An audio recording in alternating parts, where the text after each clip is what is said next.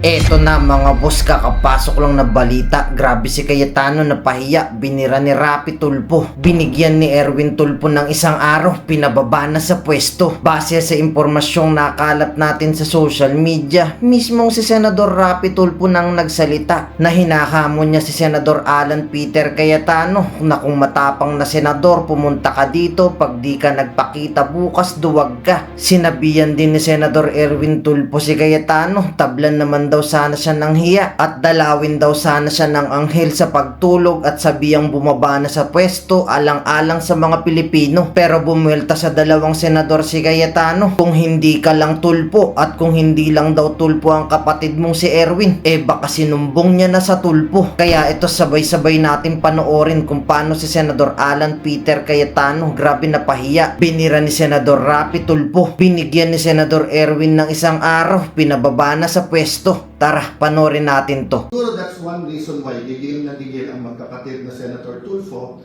na aside from the committees, aside from yung pagiging malapit sa Malacanang, let me address that. Sabi ni Senator Tulfo, pag hindi ako nagpakita sa session hall ay ako'y duwag. Ang kaduwagan po ay nag-uugat yan sa ano ba ang purpose at trabaho mo. So, yung hamon mo, magpakita ako kung hindi duwag. Para ko rin sinabi, halimbawa, Senator, ikaw, maging independent ka, kung hindi, duwag ka. You know, this is not a radio or TV program, this is not entertainment. This is the Senate of the Philippines. So we have to be more professional. Kung hindi ka lang Tulfo at kung hindi lang Tulfo si kapatid mong si Erwin, at sinumbong ko na kayo kay Tulfo, di ba? Pero ang reality is, because nandiyan kayo, because you have a strong voice, use it for the good of the country. There are also issues facing you. So you ask Joel Villanueva, you ask Jingoy Estrada, you ask Chis Escudero to face it squarely. So face the issues also squarely. Huwag yung titigilan natin yung Blue Ribbon na committee and then gagawin natin personal yung lahat ng issues. There are issues facing all of us. Pati ba naman Senator Tulfo, lahat na ng pinapay, binintang nyo sa amin. Nung panahon ni President Duterte, kamping-kampi kayo sa drug war. Ngayon naman, balita. Tapos lahat ng pinatay, sinisig nyo. So, pati ba naman internet at saka aircon, sa akin nyo pa rin sinisig. O baka murder pa yung kaso na yan, ha? Murder kasi pinatay ang wifi at yung kuryente.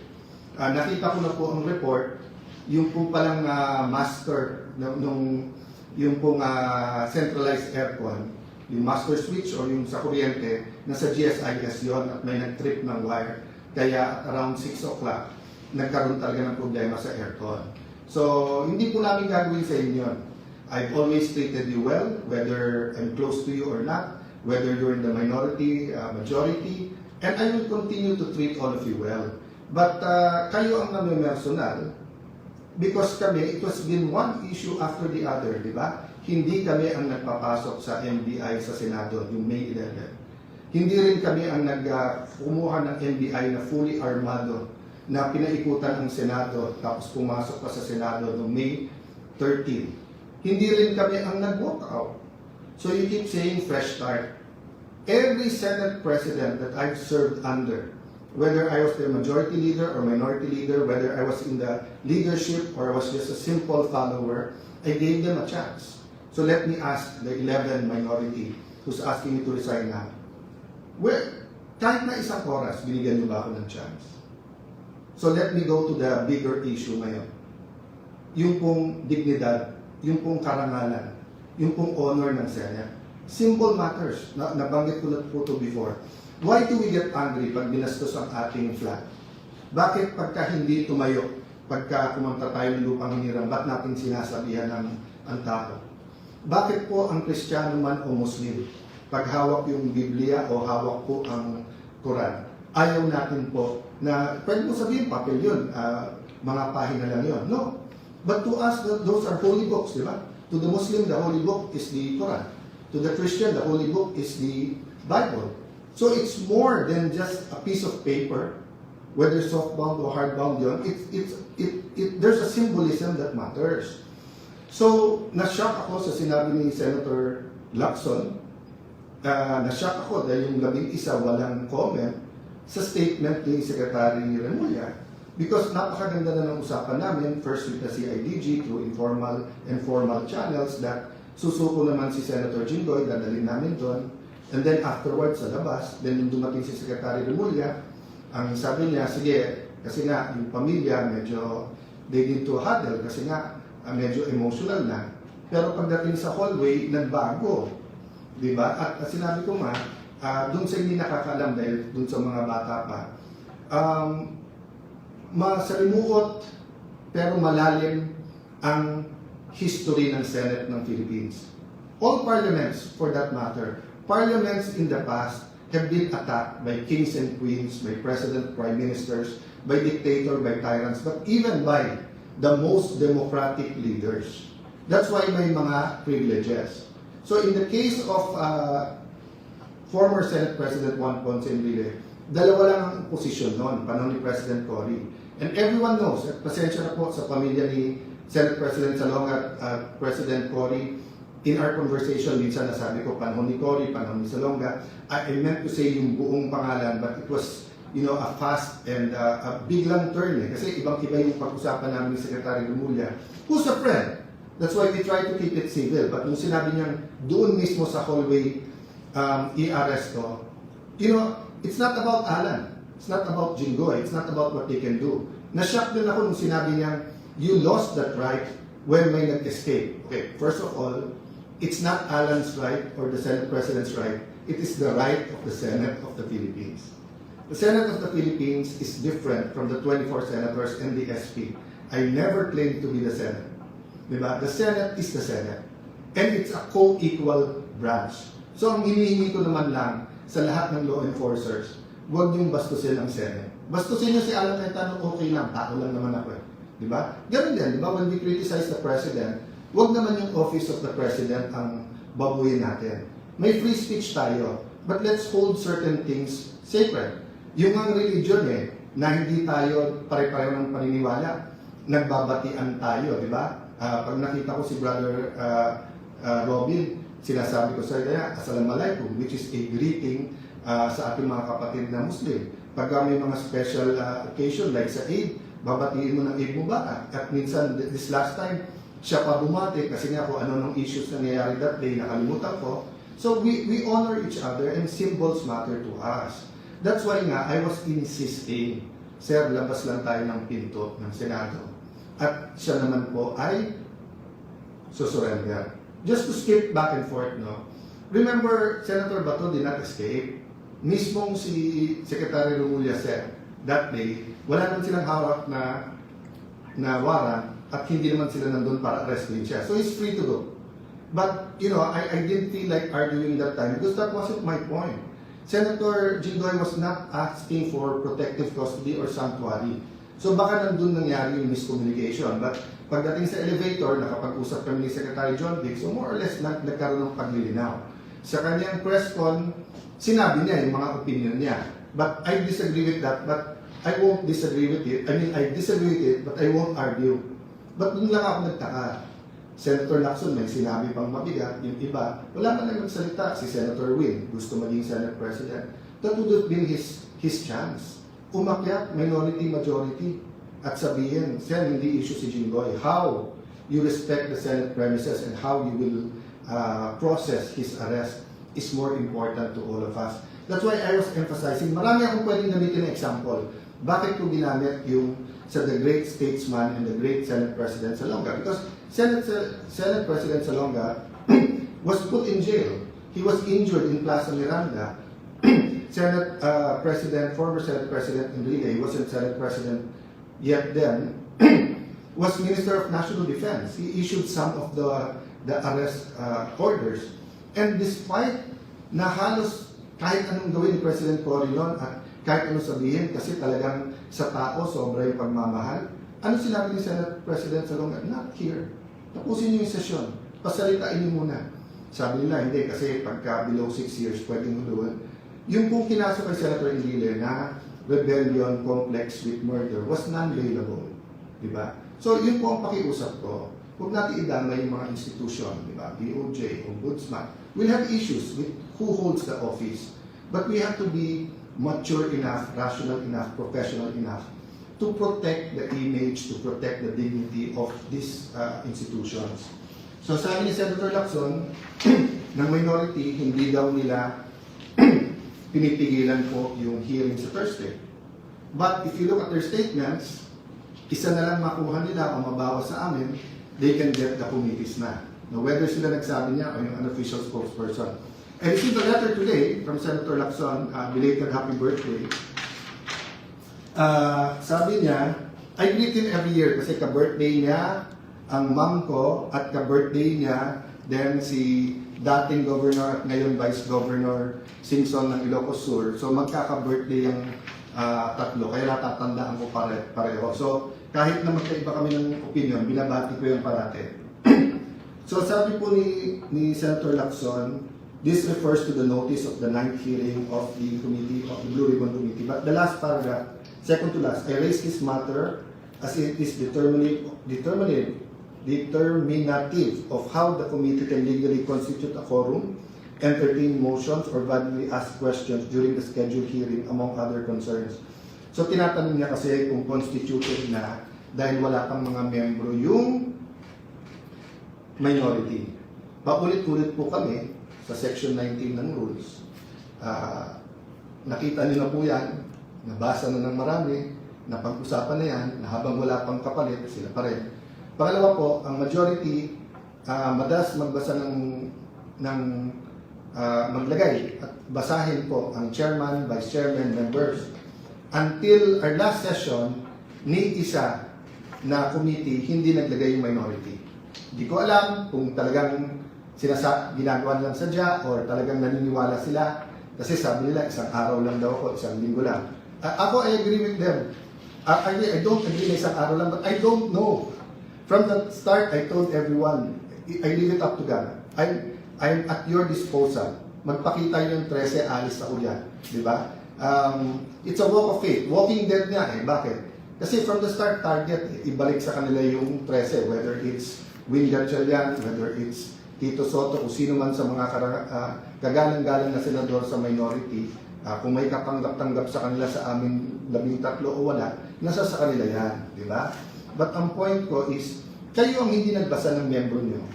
Then sasabihin nyo, ba't hindi nagtatrabaho? Tapos pag mag-schedule ng hearings, meron naman eh. Nag-hearing na yung mga BICAM ngayon, nag-hearing. Yung Ways and Means, nag-hearing. Hindi naman kayo nagtanong eh, kung bakit walang minority. Bakit sa Blue Ribbon, marami kayong tanong. Di ba? So, ang importante dito, lumabas yung totoo. Kaya nga inimbita na lahat ng membro ng minority, lahat kayo welcome. Napaka-importanting hearing ito. Sana hindi isang hearing lang. Napakaraming ibang issue. We have to tackle it one by one. Yung po sinabi nila tungkol sa hospital. Wait lang mga boss, sa lahat ng solid supporter na sumusuporta sa channel na ito, maraming salamat po. Gusto ko lang kayong invite sa bago nating YouTube channel. Nasa comment section yung link ng bago nating YouTube channel. I-click nyo lang yan para makapag-subscribe. Kaya tara, panoorin na ulit natin to. Senator Subiri, na kaibigan ko na madalas, even after the walkout, bumaba siya, sabi niya, walang personalan, we're all okay. So I won't take it personally, but if you remember, Senator Subiri, that has been on our agenda, I think, for at least last week, but I think more than that. And ilang beses, pag nagre-recess tayo, bumababa ako at tinatanong ko kay Senator Soto, kay Senator Risa, kay Senator Lacson, pwede na ba i-take up to? Minsan okay, minsan bukas na yan. So, kayo naman ang nag-walk out nung last Tuesday. Willing naman kami na i-take up yan. Lahat sa side namin, we're ready. So, wag niyong bintang one-sided. You're talking about the generals. I feel bad for them. I'm looking for a solution. But remember, kayo nagsabing huwag mo nang basahin kasi hindi pa kumpleto yung CA because nga 6.5, 5.5 of the 12 members, hindi tayo magkasundo kung 6 or hindi tayo magkasundo kung 6-6 or 7-5 muna kasi question, sino maghahati, di ba? Kung ako lang masusunod, sa first day pa lang, niname ko na lahat ng CA. So, dun sa mga nagiging casualty ng hindi pagkakaintindihan ng majority-minority, let's be man enough to say, we're all at fault here. The whole Senate is at fault here, the minority to majority. Pero yung inyong messaging, drama, na playbook na kaya walang trabaho, kaya magulo, ginugulo nyo kami. Ginagamit nyo Malacanang para guluhin kami. Tapos sasabihin nyo magulo ang Senado. Sino ba nagpadala ng NBI dyan na naka-full battle gear, di ba, na may mga gamit na gano'n?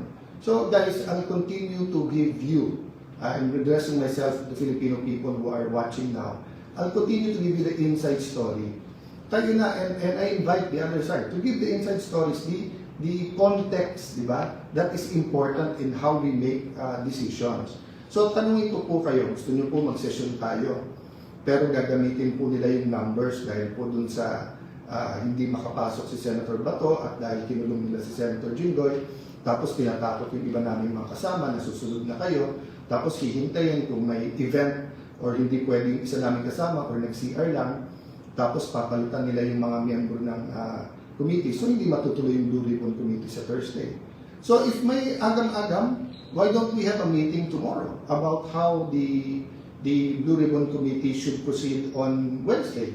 You know, I've talked many times to Senator, on Thursday, tomorrow meeting for Thursday, I've talked to Senator Marcoleta many times. He's a very reasonable person. He's intelligent, he studies, he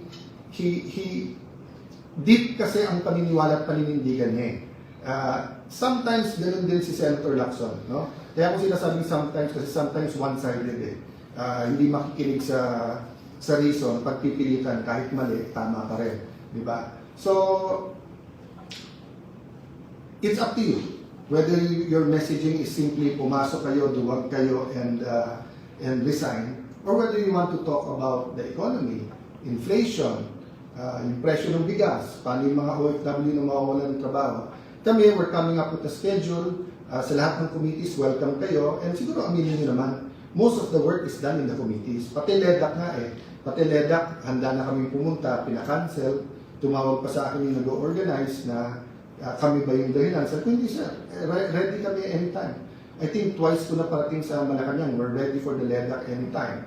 Ang problema, naglalabi nga yung labing isa, yung minority, na huwag kumilos ang Malacanang na any kind of recognition, ang masama, wrong information pa binibigay.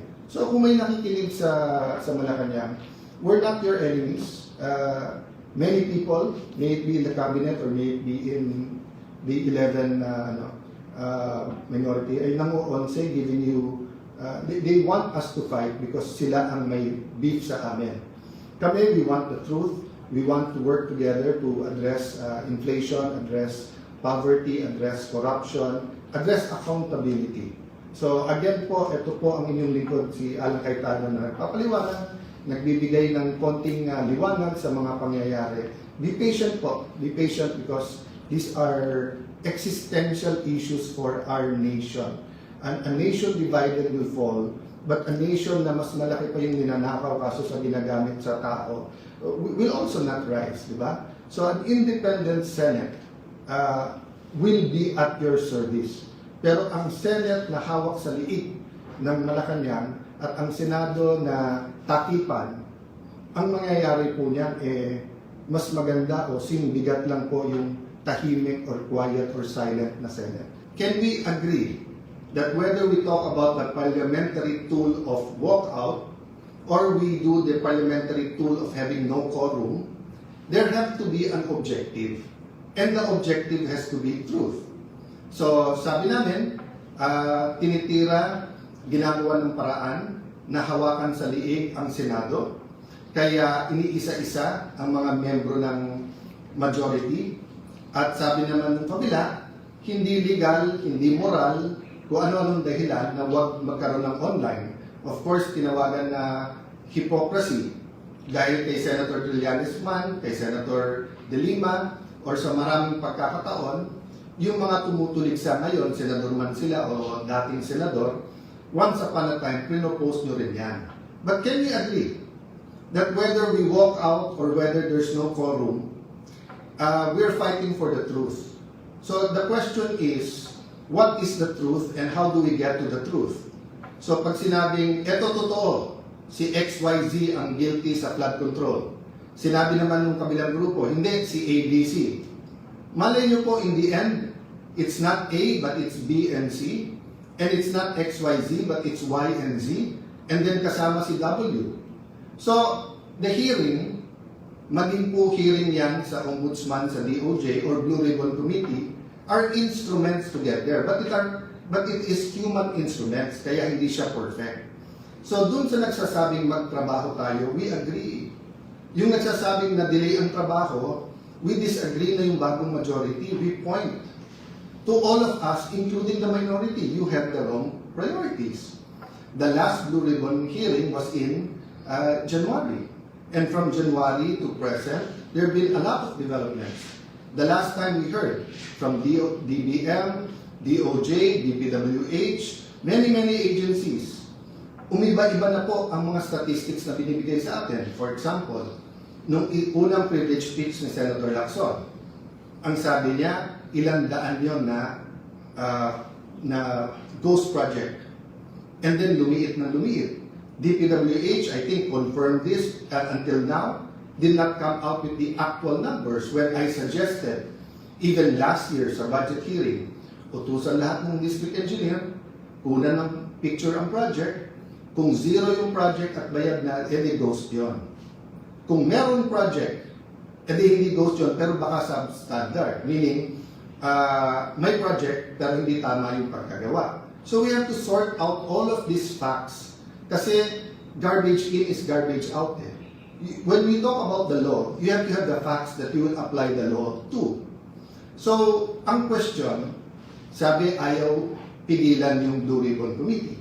Pero before magpalitan, ang puntirya ay partial report. So, nasabi ko na po ito mismo sa Senado. Impartial, not partial. So, partial report doesn't mean na pumapabor kay kanino, but it means kalahati pa lang to, o 1/3, or 60%, 70%. Mahirap magbigay ng partial report kung meron kang additional information that is already available. At sa katulad nitong flood control na lahat nagtuturuan, lahat pwedeng maputikan, napaka-importante na ipakita na tatapusin natin to na buong buo. So, madalas namin pag-usapan sa minority noon at majority ngayon.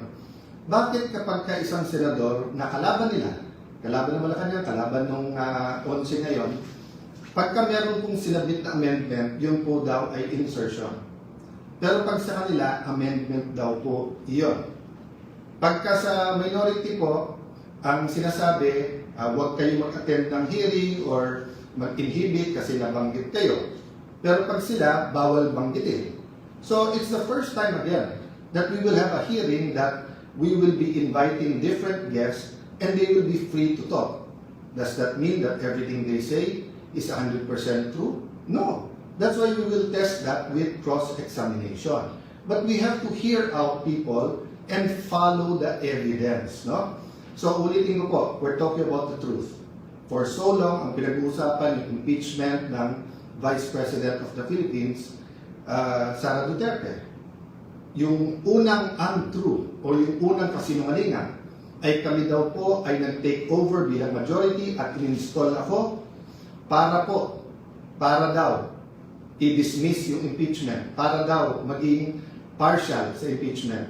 Nakita niyo po yung ebidensya.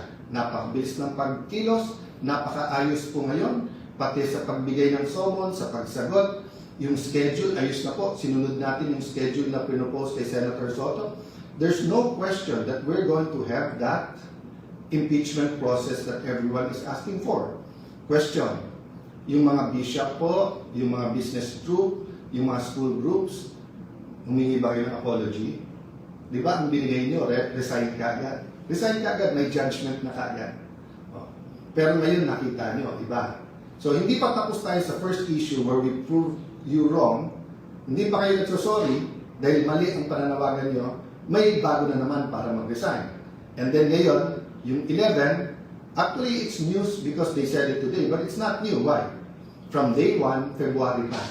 February na pinipigilan nila na matanggal si Senator Soto at mabuwag ang kanilang mayorya at maging minority, ginamit na po pati yung mga kaso sa minority members na kasama namin na huwag kayong lilipat. Pag lumipat kayo, tuloy yung kaso, Pag hindi kayo lumipat, walang kaso. Sinabi na to ni Senator Jinggoy for the first time, inamin niya na totoo. He has evidence. A few times, I was there, kaya narinig ko yung conversation, kaya alam kong totoo. So, we're going back to the issue. The issue is not work. The issue is what is our priority. And this is the end time. Priority natin, ekonomiya, presyo trabaho kita. Priority natin ay corruption issues, kasama ang flood control. At accountability issues, yung po yung pangatlo, yung impeachment. Pinangatlo ko lang po dahil nga nakaayos na yung schedule. It will take time. Nagsasagutan pa, nagpapalitan pa ng sagot yung prosecution at saka yung defense. And then magkakaroon ng pre-trial para hindi po mahirapan ang lahat na intindihin yung ebidensya. Again, I will correct one senator who said that pag sila yung majority, mas maayos yung ebidensya, yung latag ng ebidensya. Hindi trabaho po ng senator judge na maglatag ng ebidensya. Trabaho po ito ng defense at saka po ng prosecution. Prosecution muna kasi ikaw yung nag-accuse. Then defense kasi nga, dinidepensahan mo sarili mo. Ngayon, ikaw bilang Pilipino, ano ang masasabi mo at reaksyon sa balitang ito? Mag-iwan ka ng komento mo sa ibaba at ating pong babasahin isa-isa.